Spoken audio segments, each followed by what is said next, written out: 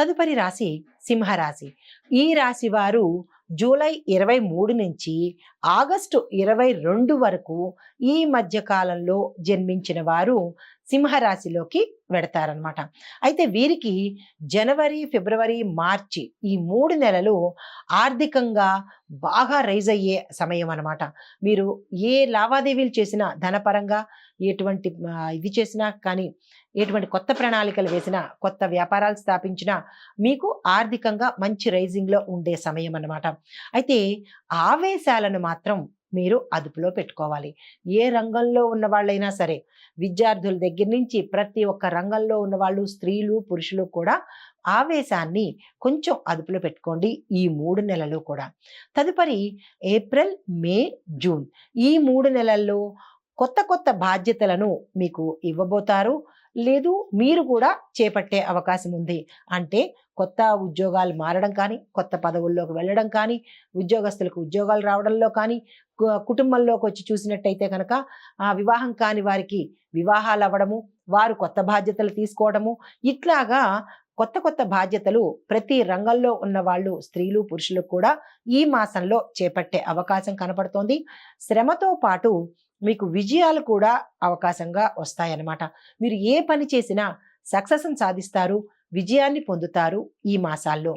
తదుపరి July, August, September ఈ 3 నెలల్లో ఆరోగ్యం కొంత అస్థిరంగా ఉంటుంది. అంటే కొంచెం అనారోగ్య సూచనలు కనపడుతున్నాయి కాబట్టి చాలా జాగ్రత్తలు తీసుకోవాలి, జాగ్రత్తగా ఉండాలి కూడా.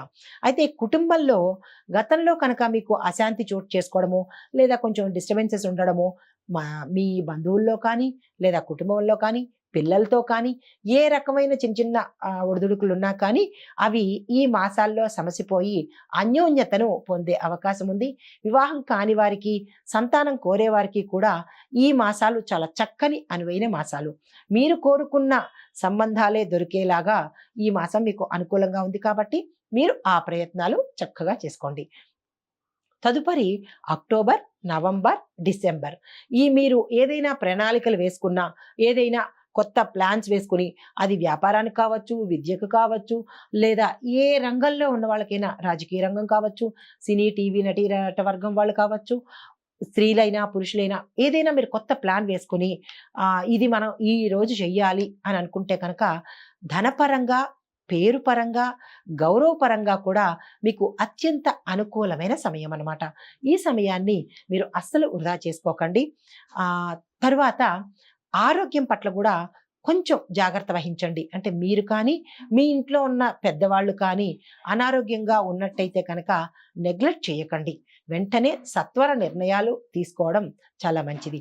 అయితే దీనితో పాటుగా పరిహారం ఏంటంటే, ప్రతి ఆదివారము కూడా అంటే జనవరి నుంచి డిసెంబర్ వరకు మనకి ఎన్ని ఆదివారాలు వస్తాయో అన్ని ఆదివారాలు, ప్రతి ఆదివారం కూడా సూర్యనారాయణ స్వామి వారి పూజ చేసుకోవడము, అర్ఘ్యం ఇవ్వడము, లేదా సూర్యుడికి సంబంధించినటువంటి మంత్రాలు జపించడము, లేదా సూర్య అష్టోత్తరాలు మనకి వస్తూ ఉంటాయి కదా ప్రతి ఆదివారము, ఆ అష్టోత్తరాలు వినడం కానీ చేసినట్టయితే మంచి సానుకూలమైన ఫలితాలు, శుభ ఫలితాలు వినే అవకాశం కనపడుతోంది.